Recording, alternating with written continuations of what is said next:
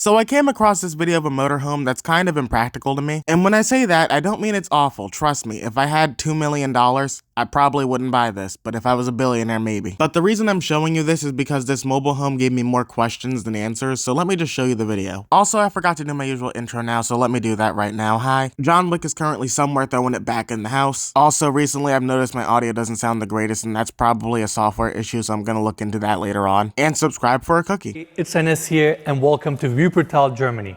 On this week's episode, we're touring this luxury motorhome, the Performance S, built by Walkner Mobile. And what's so unique about this motorhome is the fact that you can bring your supercar anywhere you travel thanks to its center garage design. I kid you not, when I saw that made me want to talk about this alone. Who is going on a road trip and needs to bring their supercar with them? This is a motorhome, so I'm assuming you take it out with you camping. Who is going on a camping trip and is like, oh, I need to bring my Ferrari? Also, the main example for a car they use here is a Bugatti Chiron. I know that's not the car in the background, but that's the car they say is supposed to be the example. Keep in mind, a Bugatti Chiron after inflation is about $4 million, and this motorhome is about $5 million. So for this camping trip where you're supposed to theoretically bring a sports car with you, they want you to pay upwards of $9 million to bring a Bugatti along. The reason I find this stupid is just because at that price point, $9 million, you could just buy an actual home. The mansion at the lowest price point is $1 million. For literally a quarter, not even a quarter of the price of this home, you could buy a mansion.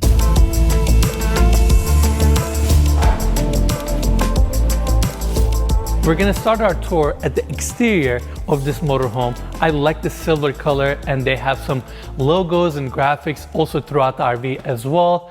If you look on this side, you can see the massive windshield, and on each side you have these oversized side mirrors with cameras. And in fact, Mikey, right in the center we have additional camera and more cameras around the sides of the RV. That way you get that 360 bird's eye view from the inside screen.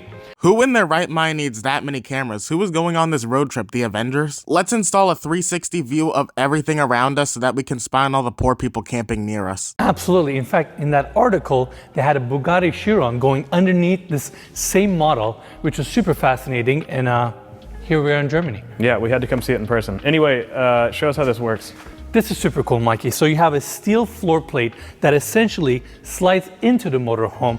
And the way they accomplish that is through hydraulics, right? If you look here, Mikey, you have these steel legs that basically raises up the motorhome. So you have a better ceiling clearance. And after that, push of a button, your steel floor assembly slides into the motorhome. Hydraulics raise up and you're ready to drive off. Yeah. I can't even lie to you, that was actually a little bit cool seeing that car go in there like that. Maybe the only reason I find this a little bit less stupid than I did 5 minutes ago is because of this guy. I don't know what it is, he just has a way with words. I feel like he could sell me some shit. But a little bit later on in that clip, he talks about how you can store your bikes there, and I feel like that would have been a better example because if you're going on a road trip, I feel like the best thing you could do is store your bikes and not your supercar. I don't know why, I just can't get that out of my head because I just can't imagine a reason when you go out camping why you'd need a supercar. Unless you came there literally dead set on flexing all the broke hose, it just feels a little bit pointless. Amazing, right? Now, Mikey, let's continue our tour. We have another storage area here, some outdoor furniture. I know you're gonna like this. A little gas grill. That's right. Why the fuck didn't they just build a bigger grill where the car would be? I just feel like if I'm going camping, the grill is gonna be a lot more useful than the Bugatti. All these upper cabinets, and down below we have more base cabinets. Now, Mikey, I wanna talk about the window designs here. 2 awning windows that opens up so you can get some fresh air coming in. And check this out. Buck screen.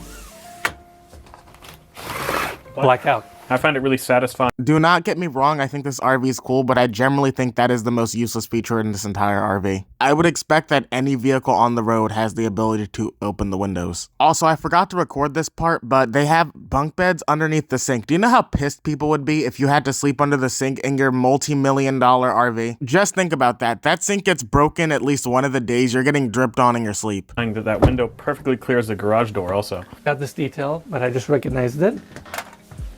This is a scale model of a same style RV.